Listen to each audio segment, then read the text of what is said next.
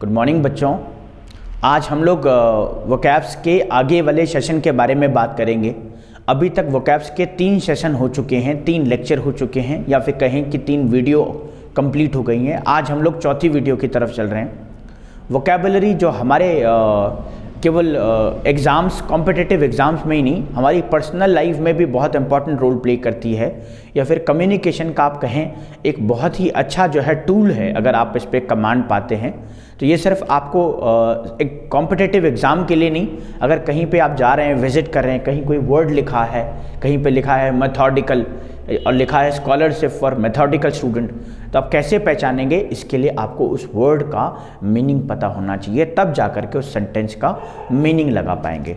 तो चलिए आज हम लोग देखते हैं वोकैब्स के कौन से हम लोगों ने करनी है वोकैब। पहला वर्ड है बेन। बेन आपने सुना होगा, बून और बेन। बून का मतलब होता है वरदान और बेन का मतलब होता है अभिशाप। अभिशाप मतलब एक तरह से श्राप, और श्राप मतलब वो नेगेटिव पॉइंट हो गया। मान लीजिए कोसी नदी को जैसे बिहार का शोक कहते हैं, बिहार का शोक कहते हैं कोसी नदी को, तो कोसी नदी कुछ ऐसा काम करती होगी जिससे बिहार को बड़ा नुकसान पहुंचता है, तो उसको बेन कहेंगे हम लोग। और बून क्या होगा? वरदान। जैसे एजुकेशन हर एक ह्यूमन के लिए बून है, वरदान है। अगर वो एजुकेशन ले लेता है, अच्छी एजुकेशन, तो बहुत आगे बढ़ सकता है। बार्ड की बात करें तो बार्ड का मतलब होता है कवि। बार्ड का मतलब होता है कवि। अच्छा, एक बाल्ड होता है, वो गंजा होता है, यहाँ पे पोइट की बात कर रहा है।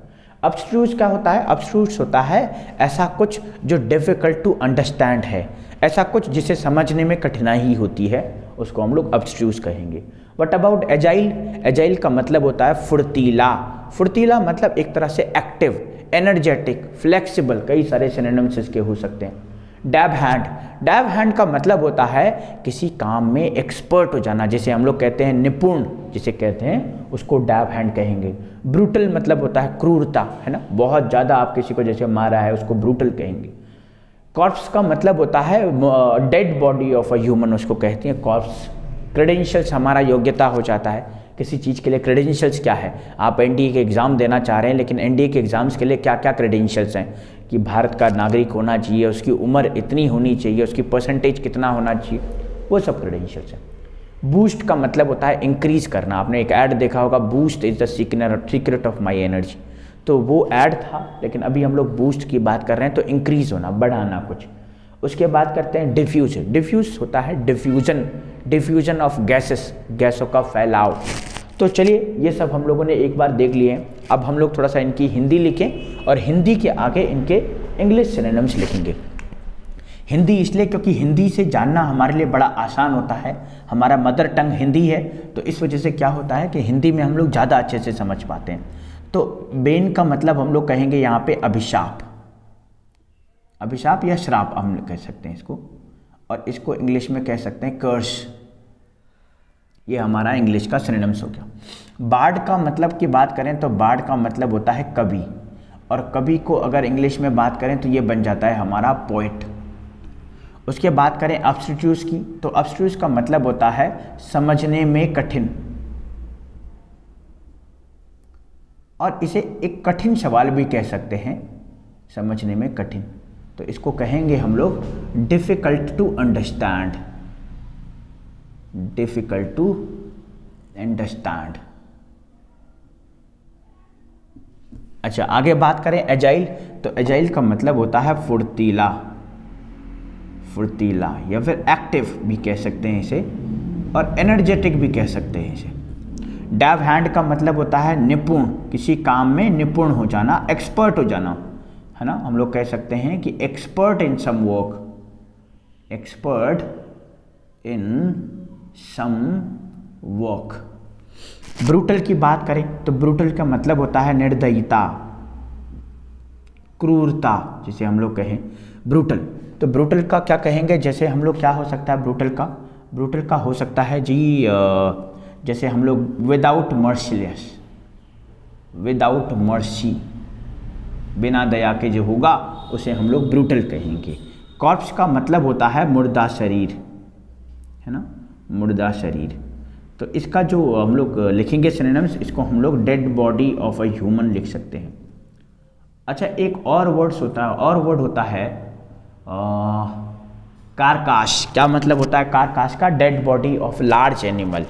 अभी हम लोग कॉर्प्स की बात कर रहे हैं, कारकाश की बात नहीं कर रहे हैं। क्रेडेंशियल्स का मतलब होता है योग्यता, या फिर इसका ना एक और मतलब होता है अनुभव, योग्यता या अनुभव। और योग्यता को हम लोग क्या कह सकते हैं? एलिजिबिलिटी कह सकते हैं। तो इसका जो सिनोनिम्स होगा वो आ जाएगा हमारा एलिजिबिलिटी। और एक्सपीरियंस भी कह सकते हैं। बूस्ट का मतलब होता है सीक्रेट होना, बूस्ट का मतलब होता है बूस्ट का मतलब होता है बढ़ाना, बढ़ाना। और इसका सिनोनिम्स हो जाएगा इंक्रीज।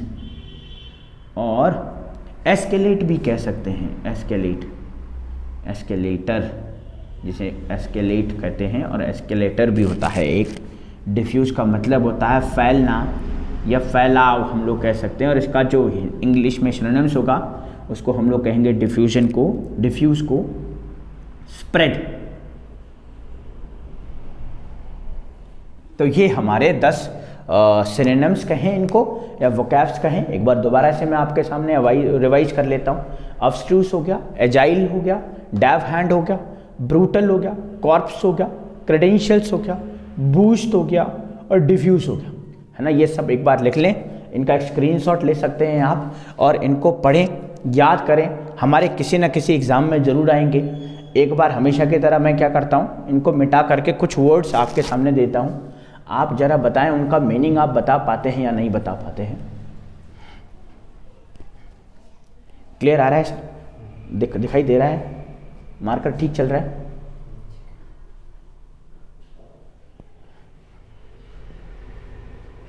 तो यहाँ पे मैं ब्रूटल को मिटा देता हूँ, बड़ा आसान है ब्रूटल। बूस्ट को मिटा देता हूँ, अब्स्ट्यूज को मिटा देता हूँ, और जो बच गया है ये आपको जवाब देने हैं। बेन का मतलब क्या होता है? Bard, agile, dab hand, corpse, credentials और डिफ्यूज।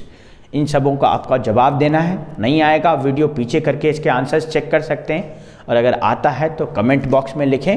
पढ़ते रहें, आगे बढ़ते रहें। Thank you so much.